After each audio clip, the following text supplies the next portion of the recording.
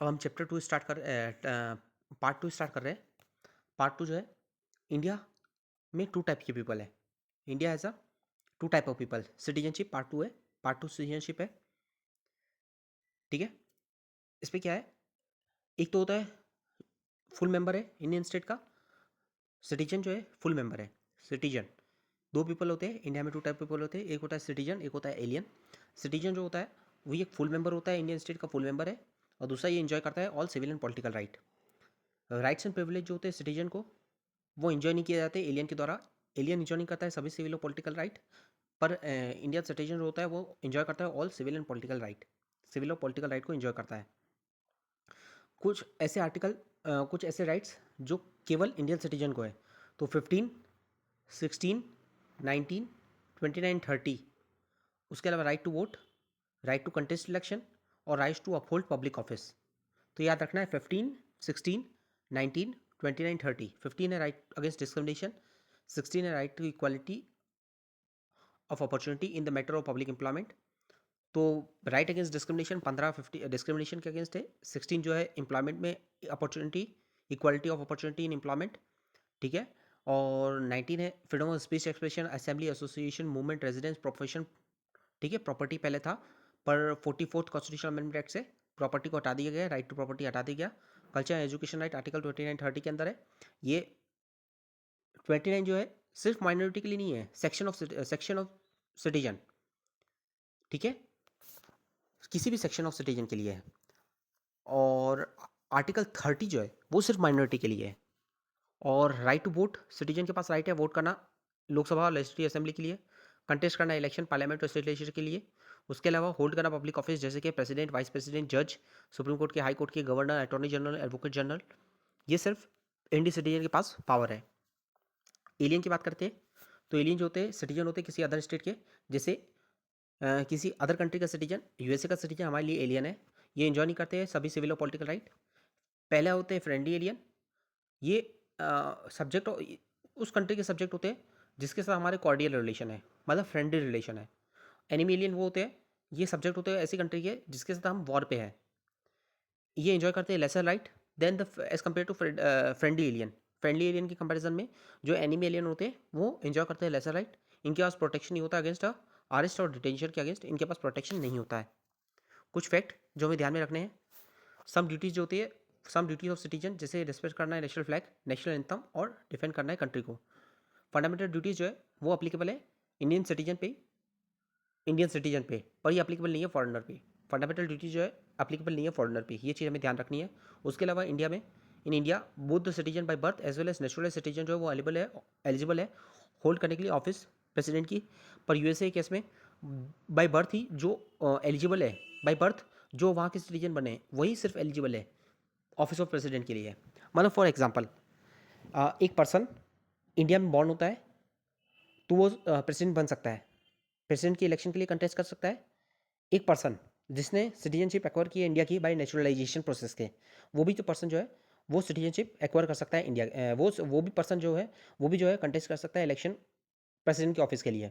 पर USA case में एक पर्सन जो कहीं और बॉर्न हुआ था, वो अगर सिटीजनशिप ले लेता है यूएसए की बाय नेचुरलाइजेशन, तो वो पर्सन कंटेस्ट नहीं कर सकता है प्रेसिडेंट का इलेक्शन।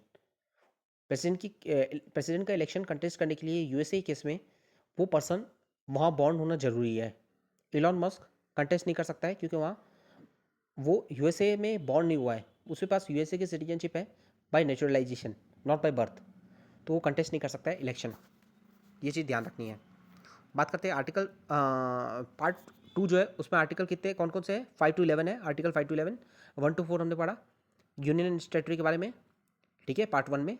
पार्ट 2 जो है वो सिटीजनशिप का है, इससे 5 to 11 है। आर्टिकल 5 जो है वो citizenship at the commencement of constitution, जब कॉन्स्टिट्यूशन कमेंसमेंट में आया उस टाइम पे सिटीजनशिप किसको कब मिले, किसको मिलेगी, कैसे क्या प्रोसीजर होगा उसके बारे में बताया गया। आर्टिकल 6 जो है ये right of citizenship of certain person जो माइग्रेट किए टू इंडिया फ्रॉम पाकिस्तान, जो पाकिस्तान से माइग्रेट किए। आर्टिकल 7 जो है ये right of citizen of certain migrants to Pakistan who later return to India, जो इंडिया से पाकिस्तान गए, लेटर पाकिस्तान से माइग्रेट होकर इंडिया आ गए वापस, जो रिटर्न होके आए उनके लिए 7 है। 8 जो है right of citizenship of certain person of Indian origin residing outside India, ये पीआईओ के लिए है। एक पर्सन जो आउटसाइड इंडिया रहते हैं उनके लिए सिटीजनशिप के बारे में है। तो पर्सन इंडियन ओरिजिन का जो इंडिया के बाहर रहते हैं उनके लिए कैसे सिटीजनशिप दी जाएगी, वो आर्टिकल 8 के अंदर है। आर्टिकल 9 जो है ये जो है अबॉलिश करता है ड्यूअल सिटीजनशिप को। और person voluntary acquire the citizenship of foreign country not to be citizen. एक पर्सन जो वॉलेंटरी एक्वायर करता है, अपने दिल से अपने मन से विलिंगली जो है एक्वायर करता है सिटीजनशिप किसी फॉरेन कंट्री की, तो वो उसकी इंडिया की सिटीजनशिप जो है वो चली जाएगी। तो ये ड्यूअल सिटीजनशिप को अबॉलिश करता है, ड्यूअल सिटीजनशिप को डिसरिगार्ड करता है ये आर्टिकल 9। तो कोई हमसे पूछे इंडिया के केस में ड्यूअल सिटीजनशिप एक्सेप्टेबल है कि नहीं है, नहीं है। और ओसीआई कार्ड होल्डर मतलब overseas citizen of India card holder, OCI card Indian government जो इशू करती है, ये ड्यूअल सिटीजनशिप नहीं है। हम इसे ड्यूअल सिटीजनशिप की तरह कंसीडर नहीं कर सकते, और इंडिया के केस में ड्यूअल सिटीजनशिप जो है वो प्रोहिबिटेड है आर्टिकल 9 के अंदर। आर्टिकल 10 की बात करें तो ये हमारे continuance of the right of the citizenship के बारे में बाता गया है। एवरी पर्सन जिसे हु इज और is deemed to be citizen of India under any of the foregoing provision of this part shall subject to the provision of any law that may be made by Parliament continue to be such citizen. एक person जो citizen है वो continue to be citizen होगा तब तक जब तक parliament जो है कोई अदर लॉ नहीं बनाती। ठीक है, तो पार्लियामेंट के पास पावर दी गई है, और पार्लियामेंट जो है आर्टिकल 11 के अंदर बताया गया है पार्लियामेंट जो है रेगुलेट कर सकती है सिटीजनशिप लॉ। पार्लियामेंट के पास पावर है, और जब तक पार्लियामेंट कोई लॉ में चेंज नहीं करती तब तक वो पर्सन जो है जो सिटीजन है वो कंटिन्यू टू बी सिटीजन रहेगा। और पार्लियामेंट के पास पावर है कि पार्लियामेंट जो है रेगुलेट कर सकती है सिटीजनशिप लॉ को। कॉन्स्टिट्यूशन जो है डील नहीं करता है with the problem of acquisition और लॉस ऑफ सिटीजनशिप। ये एम्पावर करता है पार्लियामेंट को to enact the law to provide for such citizenship. Citizenship को डिसाइड करने की पावर जो है वो पार्लियामेंट के पास से स्टेट लेजिस्लेचर के पास नहीं है। ठीक है, ये चीज़ ध्यान रखनी है। तो स्टेट लेजिस्लेचर जो है इसके ऊपर सब्जेक्ट के ऊपर लॉ नहीं बना सकती है। Parliament has the right to make any provision with respect to the acquisition and termination of citizenship and all other matter relating to citizenship. Parliament ने जो है इन्हें किया सिटीजनशिप एक्ट 1955, जिसको सब्सिक्वेंटली अमेंड किया गया multiple number of times. Most recently 2019 में amend किया गया था। हाँ, अब सिटीजनशिप एक्वायर करने की क्या क्या एक्विजिशन कैसे कैसे हो सकता है। तो आर्टिकल 19 सिटीजनशिप एक्ट 1955 के अंदर क्या क्या मीन्स है। पहला तो है बाय बर्थ।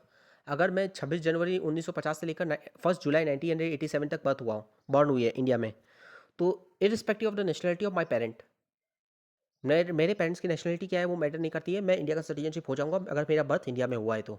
1987 1 जुलाई 1987 के पहले, 1 जुलाई 1987 के बाद हुआ है, पर 3 दिसंबर 2004 के पहले हुआ है। तो मैं सिटीजनशिप बन सकता हूँ बाय बर्थ अगर मेरे पेरेंट जो है, ईदर ऑफ माई पेरेंट, अगर वो इंडिया के सिटीजनशिप थे, उनके पास इंडिया की सिटीजनशिप थी at the time of my birth, तो मैं इंडिया का सिटीजनशिप बन जाऊंगा अगर मेरा बर्थ 1 जुलाई 1987 से लेकर 3 दिसंबर 2004 के बीच में हुआ है। तो मेरा किसी एक एटलीस्ट एक पेरेंट का इंडियन सिटीजनशिप होना जरूरी है।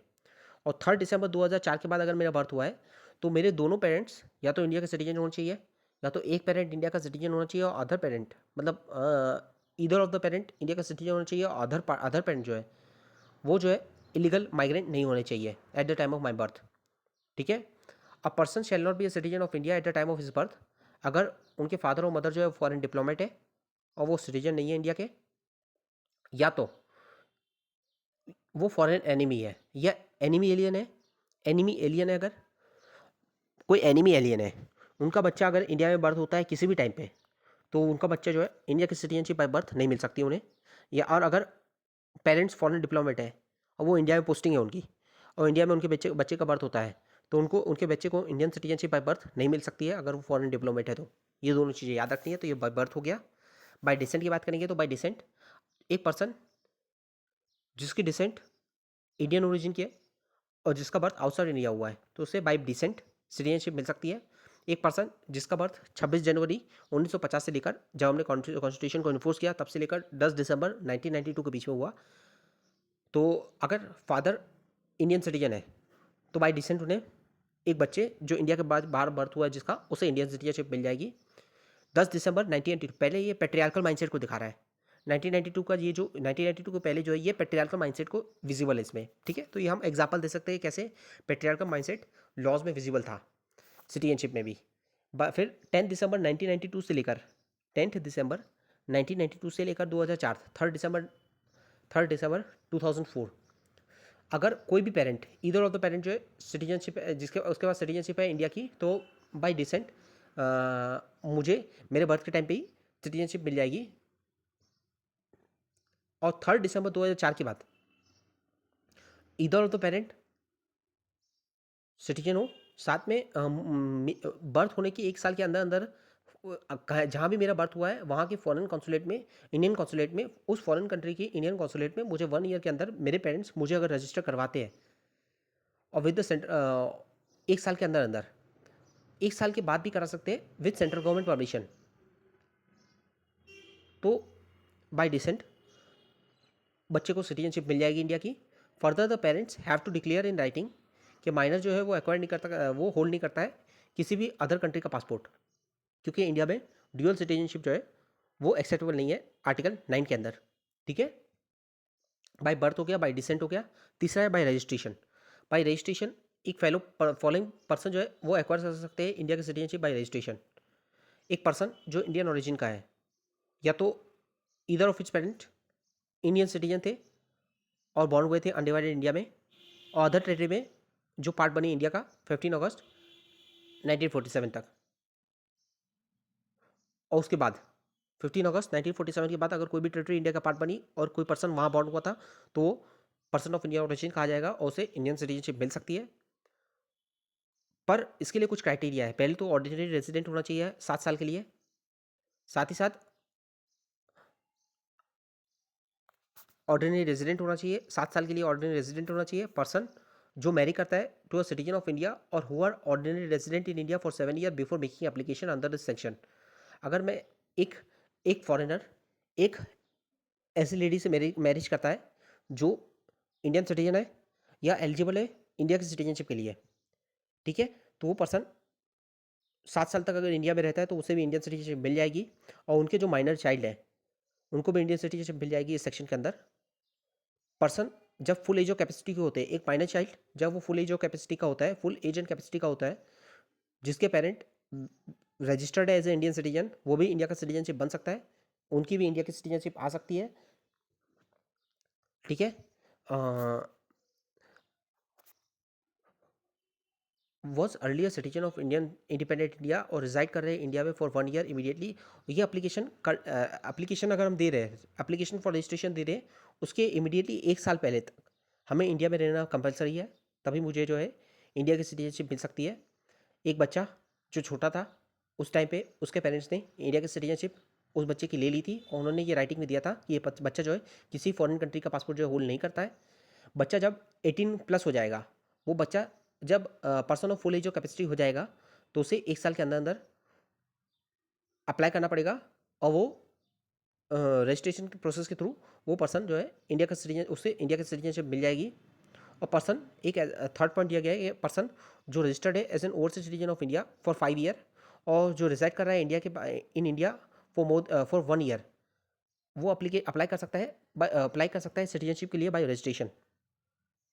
ठीक है, एक पर्सन जो है ordinary resident in applicant shall be deemed to be ordinary resident in India if, ये नोट है, he has resided in India throughout the period of 12 months immediately before making an application for registration। Registration में आज दे रहा हूँ तो उसके 12 महीने पहले तक मैं इंडिया में रहा हूँ, ये कंपलसरी है। उसके अलावा दूसरा पॉइंट है, he has resided in India during the 8 year immediately preceding the said period of 12 month for a period of not less than 6 year। उसके अलावा ये 12 महीने के अलावा आज मैं एप्लीकेशन दे रहा हूँ तो पिछले 12 महीने तो मैं इंडिया में रहा हूँ, उसके अलावा 8 साल में से 6 साल एटलीस्ट मैं इंडिया में रहा हूँ, तो 8 में से 6 साल मैं इंडिया में रहा हूँ। ठीक है, all the above category of person must take an oath of allegiance before they are registered as an Indian citizen. Oath लेनी पड़ेगी, कि हम ओथ ऑफ एलिजियंस लेनी पड़ेगी। By birth, by descent, by registration हो गया। चौथा है by naturalization. Naturalization citizenship of India दी जा सकती है बाय नेचुरलाइजेशन। वो अकर एक फॉरेनर जो है जो इलीगल माइग्रेंट नहीं है वो एक्वायर कर सकता है सिटीजनशिप बाय नेचुरलाइजेशन। जो ऑर्डिनरी रिजाइड करता है, इसे ऑर्डिनरी रेजिडेंट रिजाइड करना पड़ेगा इंडिया में फॉर 12 ईयर्स के लिए। 12 ईयर्स के लिए।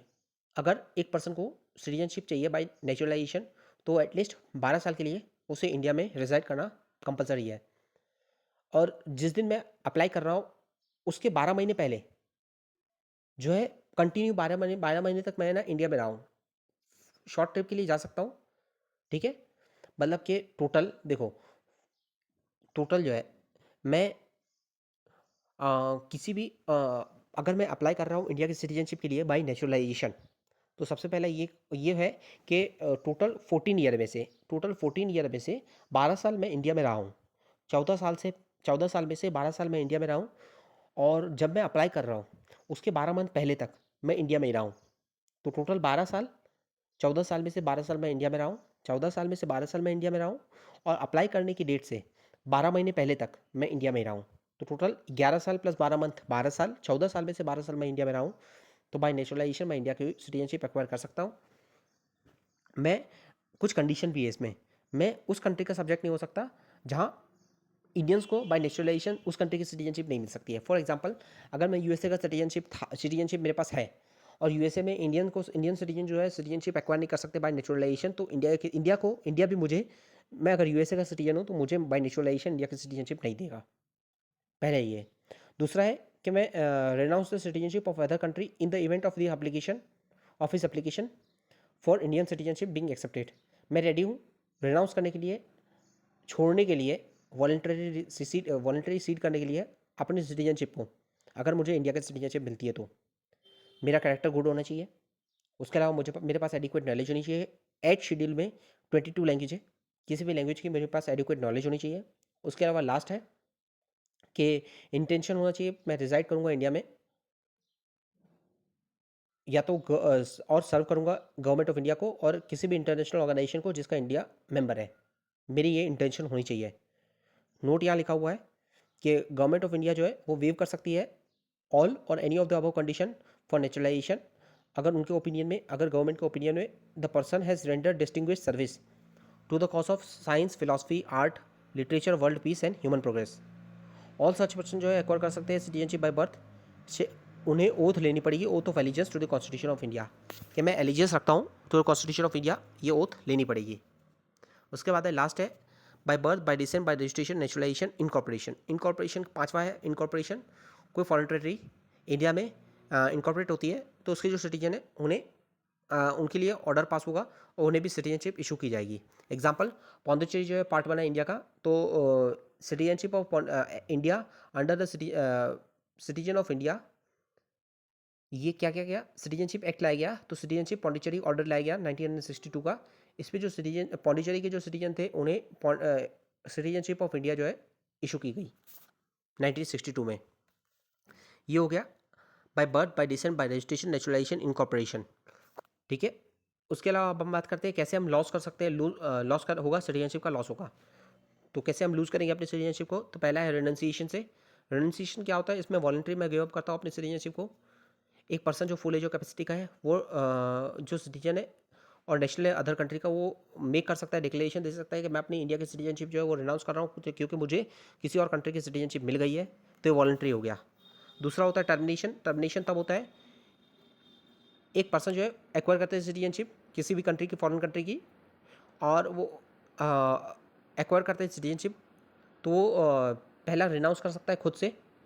दूसरा, अगर वो रिनाउंस नहीं कर सकता है नहीं करता है तो ऑटोमेटिकली जो है उसकी सिटीजनशिप जो है, इंडिया की सिटीजनशिप जो है वो सीज हो जाएगी। अगर वो डिक्लेयर करता है कि मैंने किसी और कंट्री की सिटीजनशिप ले ली है, तो वॉलंटरी अगर रिनाउंस नहीं करता है तो उसकी सिटीजनशिप टर्मिनेट हो जाएगी, ठीक है। तीसरा है डेप्रिवेशन। डेप्रिवेशन, अगर उसने कुछ फॉल्स रिप्रेजेंटेशन, जब उसे हम इंडिया की सिटीजनशिप, एक पर्सन जिसे हम इंडिया की सिटीजनशिप दे रहे थे, उसने अगर कोई फ्रॉड किया है, फॉल्स रिप्रेजेंटेशन किया है और कंसीलमेंट ऑफ मटेरियल फैक्ट किया है, कंसीलमेंट ऑफ फैक्ट किया है, पहला। दूसरा पॉइंट है अगर उसने इंटरेस्ट शो किया,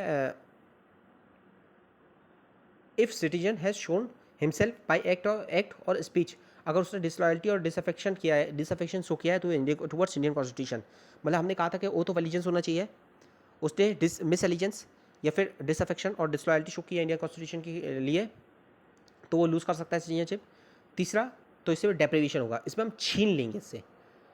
पहले में वो खुद रिनाउंस कर रहा था, दूसरे में हम टर्मिनेशन हो रहा था, डिसकंटिन्यूएशन हो रहा था, और थर्ड जो है इस पर हम उससे छीन रहे हैं अगर उसने कुछ ऐसा गलत काम किया है तो। और अगर पर्सन जो है ड्यूरिंग वॉर जिसमें इंडिया इंगेज है वो अनलॉफुली ट्रीट करता है, कम्युनिकेट करता है एनिमी कंट्री के साथ, तब भी उसकी सिटीजनशिप लूज हो सकती है।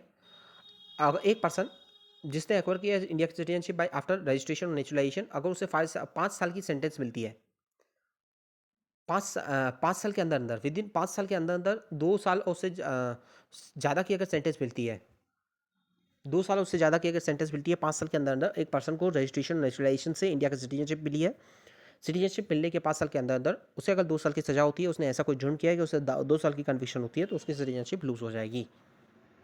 लास्ट है एक सिटीजन जो है ऑर्डिनरी रेजिडेंट है आउटसाइड इंडिया 7 साल के लिए, 7 साल से और 7 साल से ज़्यादा वो अगर इंडिया के बाहर रह रहा है और उसने इंटरेस्ट शो नहीं किया है कि वो इंडिया की सिटीजनशिप को कंटिन्यू करना चाहता है, तो इस केस में उस पर्सन की इंडियन सिटीजनशिप जो है वो लूज़ हो जाएगी। फिर OCI कार्ड होल्डर, OCI क्या होता है? एक पर्सन जो जो इंडियन ओरिजिन का है पर उसके पास किसी फॉरेन कंट्री की सिटीजनशिप है, तो उसके पास OCI कार्ड हो सकता है, तो overseas citizen of India card holder उसे कहते हैं। उसे ऐसे पर्सन जिसके पास OCI कार्ड है, उसे इंडिया में आने के लिए परमिशन की ज़रूरत नहीं होती है।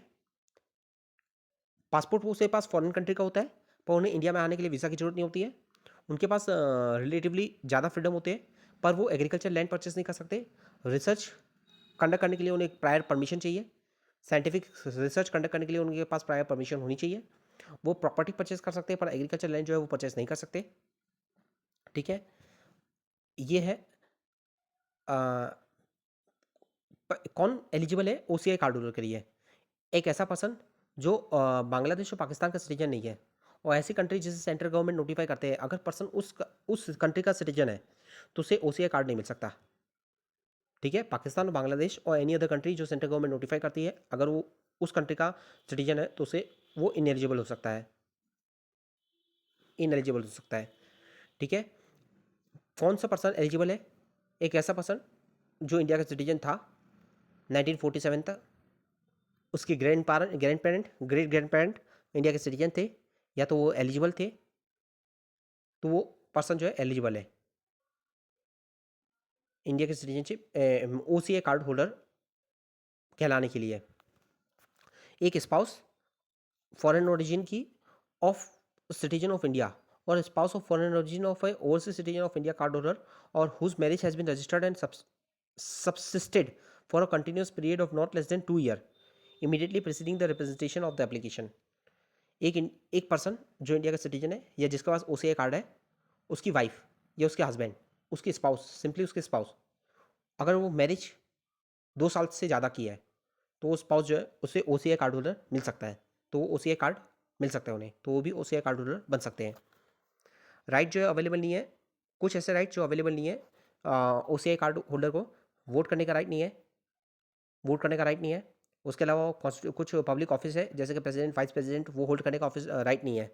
कुछ बेनिफिट जो उन्हें मिलते हैं, मल्टीपल एंट्री एग्जिट हो सकता है, वीज़ा की जरूरत नहीं है, लाइफ लॉन्ग वीज़ा मिलता है। ठीक है, बार बार परमिशन लेने की जरूरत नहीं है। एग्जामिशन है, रिपोर्ट नहीं करना पड़ता है पुलिस अथॉरिटी को बार बार, अगर एक लेंथ के बियॉन्ड स्टे हो रहा है, तो ऐसा कंपलसरी नहीं है और ज़रूरी नहीं है कि हम पुलिस को इन्फॉर्म करना पड़ेगा। ठीक है, पैरिटी होती है, NRI से पैरिटी होती है। कुछ जैसे कि फाइनेंशियल, इकोनॉमिकल और एजुकेशन फील्ड में उनके पास पैरिटी होती है, पर वो एग्रीकल्चर लैंड और प्लांटेशन प्रॉपर्टी परचेज नहीं कर सकते। अडॉप्शन के केस में इंटर कंट्री अडॉप्शन होता है, जब अगर इंडिया में कोई बच्चा है उसे अडॉप्ट करना है तो उनके लिए NRI के रिलेटिव में उनको पैरिटी मिलती है। जैसे NRI को हम ट्रीट करते हैं वैसे उन्हें हम ट्रीट करेंगे। ठीक है, एंट्री फीस जो होती है national monument, national park, museum में, वो सेम होती है इनके पास, इनके लिए जैसे हम NRI से चार्ज करते हैं उतना ही इनसे भी चार्ज कर सकते हैं, उससे ज़्यादा नहीं होता है। और फॉलोइंग प्रोफेशन जो है वो परस्यू कर सकते हैं इंडिया में, जैसे कि dentist, doctor, nurse, pharmacist, advocate, architect. उसके अलावा वो अपेयर कर सकते हैं all India pre medical test में और other test to make them eligible for the admission. Parity मिलती है, अदर इंडियन नेशनल से भी उन्हें पैरिटी मिलती है, मतलब उनके पास उनसे जो फ़ी डोमेस्टिक सेक्टर में जो एयर फेयर चार्ज होगा उसमें पैरिटी होती है। ठीक है, उनसे फॉरेनर्स जैसे है ना, फॉरेनर नेशनल पार्क में हम जाते हैं तो फॉरेनर की जो फ़ी होती है वो ज़्यादा होती है, वो OCI कार्ड होल्डर की फ़ी जो है वो NRI की पैरिटी में होगी। नेशनल मॉन्यूमेंट्स पर अगर हम जाते हैं, नेशनल मॉन्यूमेंट के लिए विजिट करने लिए फॉरेनर जा रहे हैं, जिसके पास OCI कार्ड होल्डर है, तो उनसे उनके पास फीस जो है उतनी लगेगी जितनी एक NRI से लगती है। और ये हो गया। Earlier PIO person of Indian origin और OCI दोनों अलग थे, पर इन दोनों मर्ज कर दिया गया। अब सिटीजनशिप अमेंडमेंट एक्ट 2019 का आया।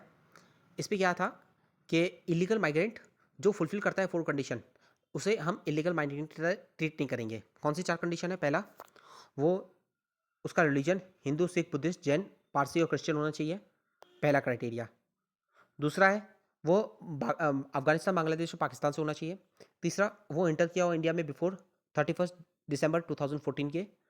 और चौथा क्राइटेरिया, उसके अलावा इसके अंदर ही और इसके अंदर और क्राइटेरिया है कि वो नॉट किसी ट्राइबल एरिया का पार्ट नहीं होना चाहिए, जैसे आसाम, मेघालय, त्रिपुरा, मिजोरम में ये अप्लाई नहीं हो सकता है।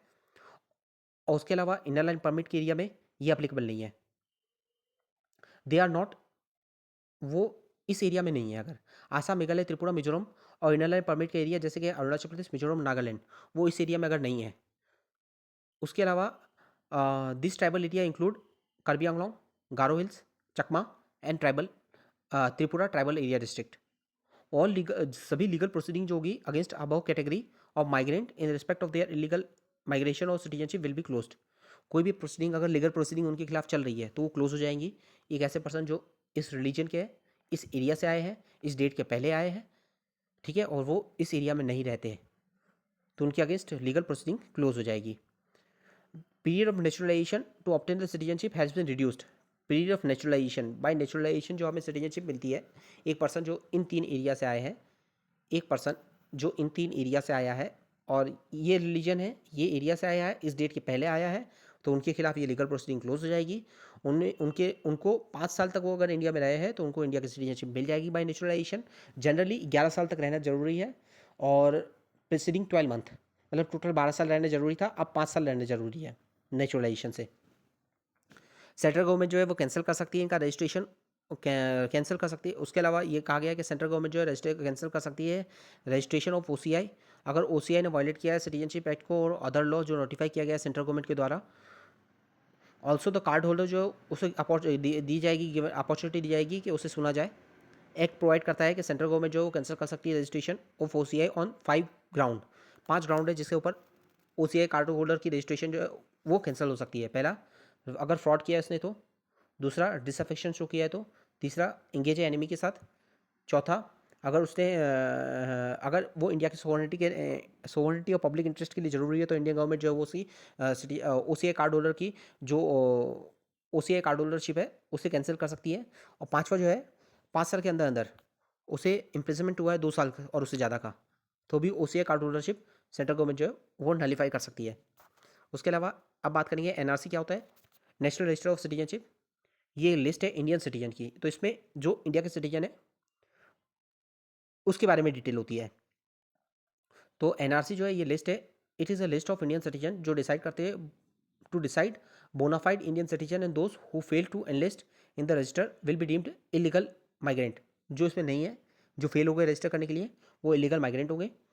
National register of citizen 1951 was prepared after the conduct of the census of 1951 in respect of each village, showing the house or holding in a serial number and indicating against each house and holding the number and name of a person staying therein. This registers covered each and every person enumerated during the census of 1951. 1951 में ये prepare किया गया था, every village में जाकर, ये हर गांव में जाकर ये प्रिपेयर किया गया था। NRC और सेंसस में क्या फ़र्क है? सेंसस जो होता है कंडक्ट किया जाता है एवरी डिकेड में एट नेशनल लेवल, और ये गिव करता है state a window into the size and the nature of the India population, India में कितने लोग रह रहे उसकी डिटेल देता है सेंसस। पर NRC जो होता है ये एक यूनिक एक्सरसाइज होती है जहाँ burden to prove the citizenship lie करती है विद द सिटीजन। एक सिटीजन को प्रूव करना है अपनी सिटीजनशिप को NRC के अंदर। They have to throw a documentary evidence show how they have come to become the citizen of India. कैसे वो इंडिया के सिटीजनशिप बने, कौन से डॉक्यूमेंट उन्होंने अप्लाई किए थे, वो डॉक्यूमेंट हमें शो करने पड़ेंगे। अब अपनी सिटीजनशिप को प्रूव करना है तो NRC के अंदर हमारी सिटीजनशिप का प्रूफ होता है, और सेंसस जो होता है हमारे रेजिडेंस का प्रूफ होता है कि हम यहाँ रहते हैं। रिसेंटली NRC जो है for the first time update की गई आसाम में अगस्त 2019 में। नेशनल पॉपुलेशन रजिस्टर क्या होता है? NPR, नेशनल पॉपुलेशन रजिस्टर जो होता है ये लिस्ट होता है usual resident of the country. A usual resident of the country is the one जो रिजाइड कर रहे हैं in the local area for at least the last 6 month और इंटेंड करते हैं to stay in particular location for the next 6 month. 6 महीने से रह रहे और 6 महीने रहने की इच्छा है तो वो नेशनल पॉपुलेशन रजिस्टर के उसमें आएंगे। तो एनपीआर में है फॉरेनर एज वेल। तो एनपीआर में इंडियन प्लस फॉरेनर दोनों होते हैं, जबकि national register of citizen NRC में सिर्फ इंडियन होते हैं, याद रखना है। तो एनपीआर में दोनों होते हैं, इंडियन फॉरेनर। एनआरसी में सिर्फ और सिर्फ इंडियन जिसके पास इंडिया का सिटीजनशिप है वो होंगे, और एनपीआर में दोनों इंडियन और फॉरेनर दोनों होंगे।